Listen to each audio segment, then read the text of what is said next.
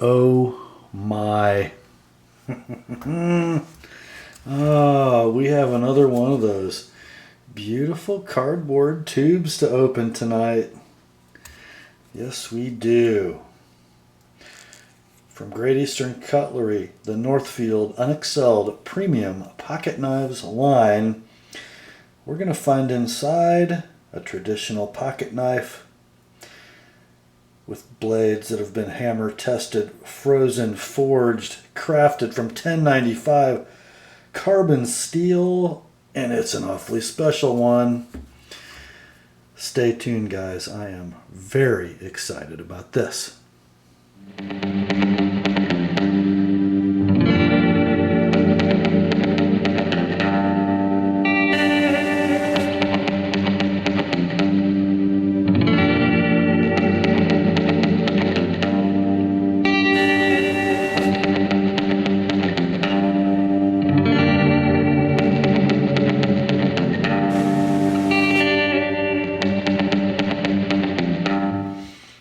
Hi gang, Rob here. It is the evening of 7 July 2014, and oh yes, we will open this cardboard tube in just a moment. We have a Great Eastern Cutlery number 488214. That would be an improved trapper with two blades, a main muskrat clip, and a worn clip, and it's got some letters behind it. EC. And it says LVS Abalone. I think the EC stands for some kind of special factory order, and I think abalone stands for abalone. You ready for this, guys? If you pay attention to my Instagram account, you've seen pictures of this. In fact, maybe an annoyingly large number of pictures. Here it is. Oh my. Would you look at that? Oh my. Ooh. A couple of weeks ago, my buddy Steve, How About the Truth on YouTube, sent me a text and he said, Rob, you're not going to believe this. Mike Latham at collectorknives.net has a special factory order going at Great Eastern Cutlery. I'm going to talk while you guys look. He's got a run of 100 pieces of improved trappers, number 48 pattern, which is kind of a smaller trapper, medium-sized trapper pattern. Improved trapper means main blade muskrat clip, secondary blade worn cliff. And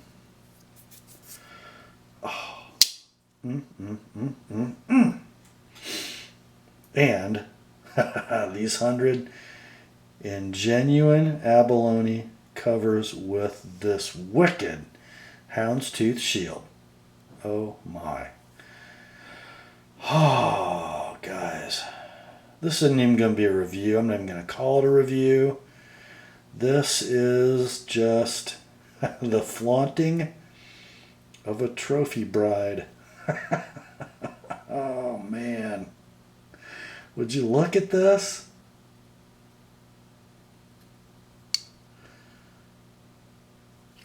I mean, really, look. Look at the ends of those back springs. Okay, oh man. Let's talk specifics here for a minute. The number 48 pattern is the medium-sized trapper in a dog leg or serpentine sort of configuration. Generally, a trapper is going to come with a clip blade, either the normal clip where the peak of the spine comes out to about here and then sharply clips downward, or this sort of muskrat clip where the clip begins about a third of the way down the blade, which makes a more slender blade. This is a Northfield version of Great Eastern Cutlery. Normally, you'll see in a Northfield grooved bolsters, at least on one end, and a mirror polished blade with the Northfield Unexcelled logo laser etched into the blade. This is sort of a rare Mike Latham spec'd configuration. No mirror polish. We've got satin on both blades.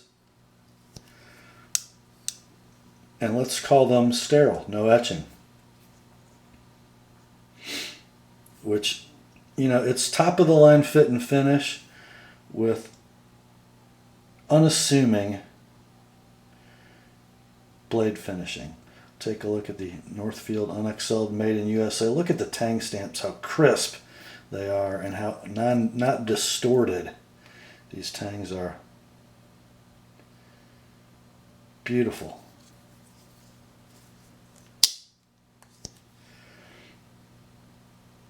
Just beautiful.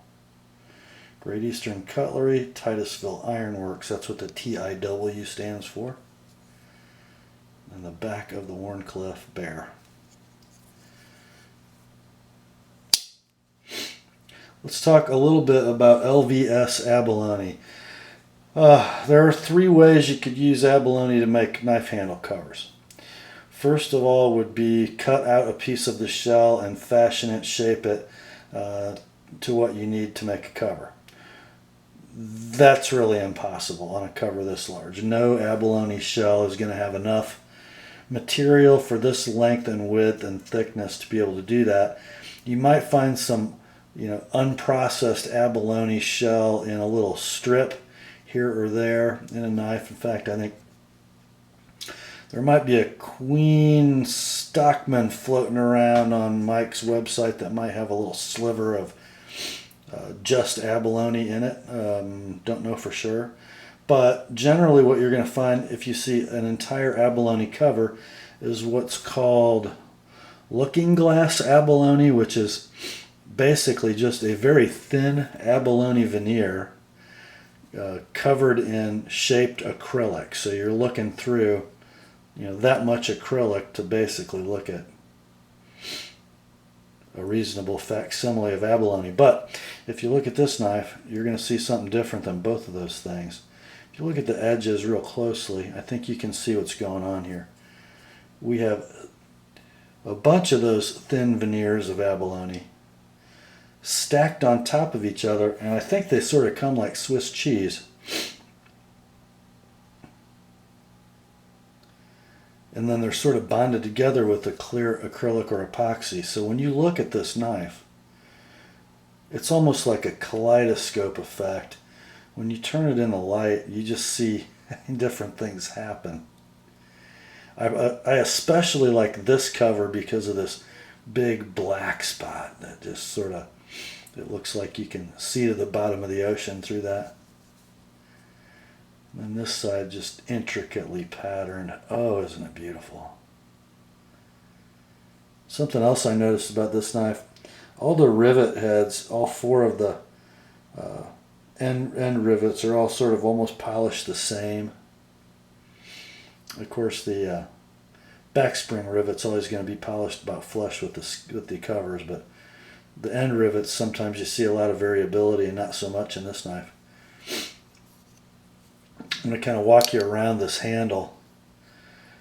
This is still a production Great Eastern Cutlery knife, but clearly they put their best people on these special factory orders. And this series is being run in the LVS abalone, and then I think 100 more in African blackwood.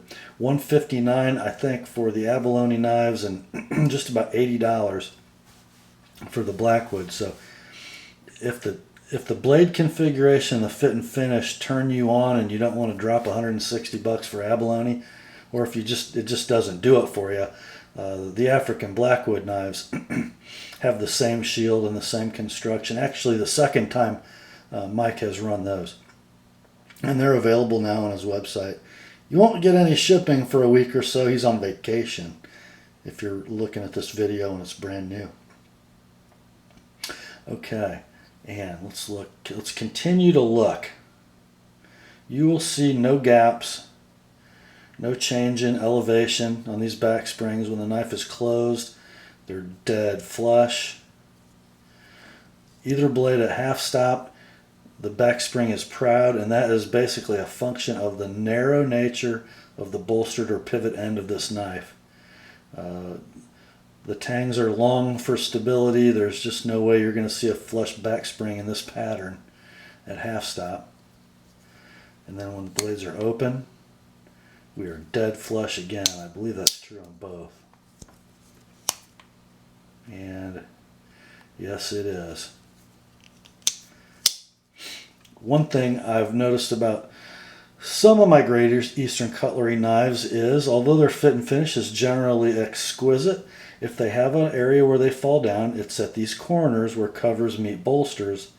And on this knife, all 8 of them, perfectly smooth, no gaps.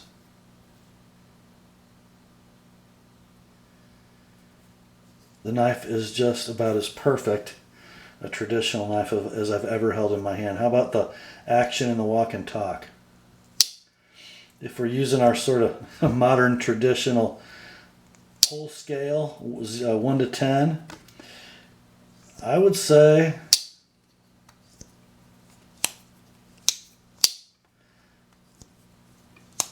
interesting.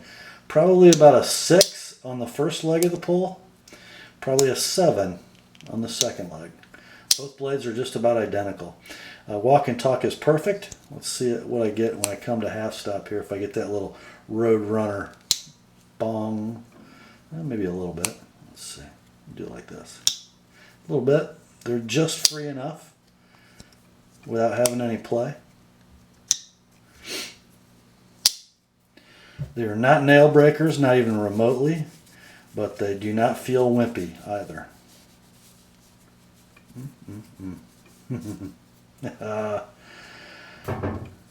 Knife is just great in hand. Let's take some measurements for you guys, shall we? Oh, get my little True North Knives tape measure. And let's look.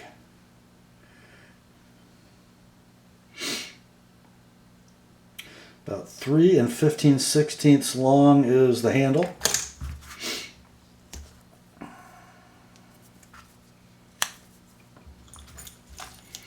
And the blades. Wow, look at that. About 3 1/16 or maybe 3 3/32 on the Warney. That's maximizing blade to handle ratio, wouldn't you say, guys? And a full 3 1/8 on that muskrat blade. I haven't weighed this knife, but definitely a sub 3-ounce knife. Got over 6 inches of cutting edge and a sub 3-ounce knife. Can't do that in modern folders, boys. Let's look at these blades individually.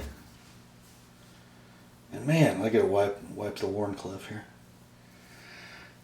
I tell you what, guys, I found out about this knife because Steve, How About the Truth, called me and said, "You're not going to believe what Mike Latham's got coming." And I went to Great Eastern Cutlery's website and they had some work in progress pictures. And I immediately got on the reserve list from Mike Latham. And then when the pre-order notification came out, if you're on his reserve list, just in case you guys don't know, when he sends you an email that says the knives are available for pre-order, you've got 24 hours to execute that or you risk losing your spot. I lasted about 5 minutes. But look at this Wharncliffe, very reminiscent in shape, profile, and size to the number 92 Talon, but because it's a Northfield, it's got this large swedge instead of just knocking the corners off like the Titty knives do. It makes it really not pinchable to open, but it is what it is. That's what you get with a Northfield. You're probably not going to pinch open this knife with that muskrat blade in the way anyway. Maybe you could.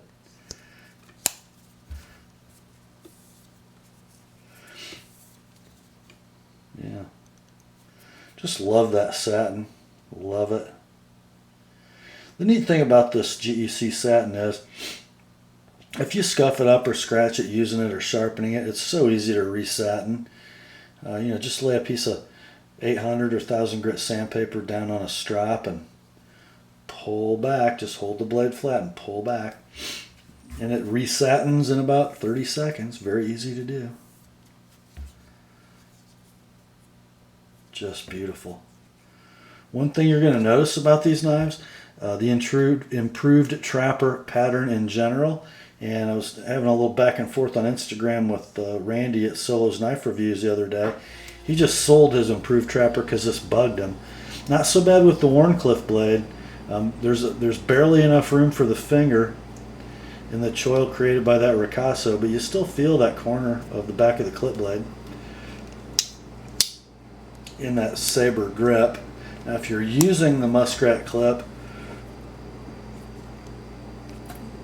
back here, this Wharncliffe blade, I don't mind this as much as I minded on the 53, where the blades pivot at opposite ends because it leaves the fat portion of the warney clear up here. This one's not as bad, but it's not a knife you're going to use hard in a saber grip. In fact, let's face it, guys, you're not using this knife hard at all. This is a Sunday go to meeting knife that spends 98% of its life on the shelf in your knife room or gun room, looking pretty, reflecting light, crowning your traditional knife collection. That's the POU, the philosophy of use, to borrow a Nutton term, of this knife. Just want you to look closely at how well ground these GEC blades are. Look at the sharpening notch, plenty of room, and of course, as soon as these got home, this knife came in the mail at work, as soon as it got home to the sharpening bench it went. Got my normal mirror polished 18-degree traditional edge grind on it.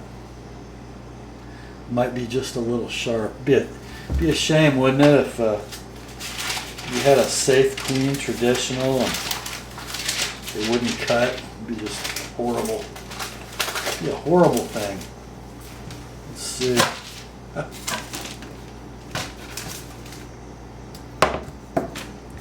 Let's see how we do. We'll start with the raggedy back edge of the old Natchez Sheeter Supply catalog paper. Oh my. That's the muskrat clip. I think it's actually the duller of the two blades. Let's check the warney. I think the warney might be just a little quieter. Guys, if you guys are modern folder guys and you have trouble understanding traditionals, you need to have in your hand one with a real edge on it once. And you can so appreciate the cutting ability of these thin, little awesome scalpels, man. They're just, out of the box, they're not super sharp at all, but you can put such a wonderful edge on them. Oh, I showed you the ends of these back springs in the beginning, but look at them again. Now, it seems like a tiny point, but I understand why it's such a big deal. These back springs are stamped, okay? And how much work a knife company puts into finishing these little details is what determines how much a knife costs to make. Now, most companies don't do a lot of finish work on the inside of a knife. And they'll leave, if you guys have ever seen a stamping, you know that one side sticks out farther than the other. Where the punch enters, that's going to be your nearest point to the punch, and where it breaks out, it's going to sort of flare away from the punch. So that's why you'll see these back springs that aren't sanded flat or aren't ground straight across. You'll see them, higher on one side than the other when you look at the end of the knife. But obviously, it actually looks better with the knife closed. Obviously, GEC did a little more than normal work on these guys, didn't they? Now look at the blade centering. Dead nuts. And guys, if you own any of these traditionals, you know that perfectly centered blades are a pretty rare occurrence. Look at the swedge grinds. Not completely symmetrical, but they never are. The reason why is because of the nail neck. Generally, you get a little more swedge on the side opposite the nail neck than you do on the nail neck side. Just kind of the way they do things.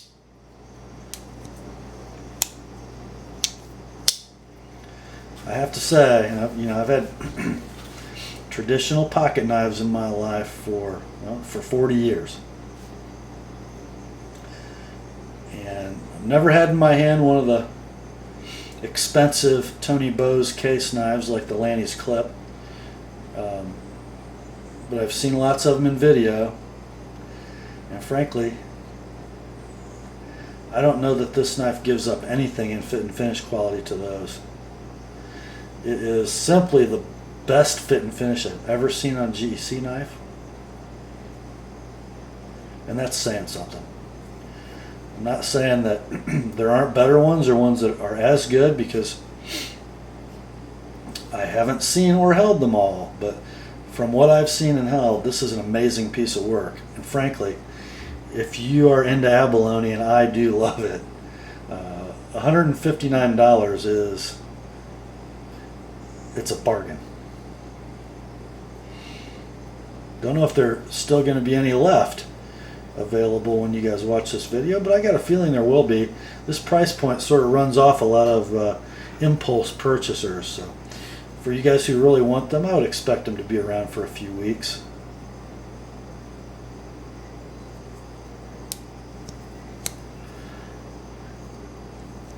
I thought you'd like to see it in action, so to speak.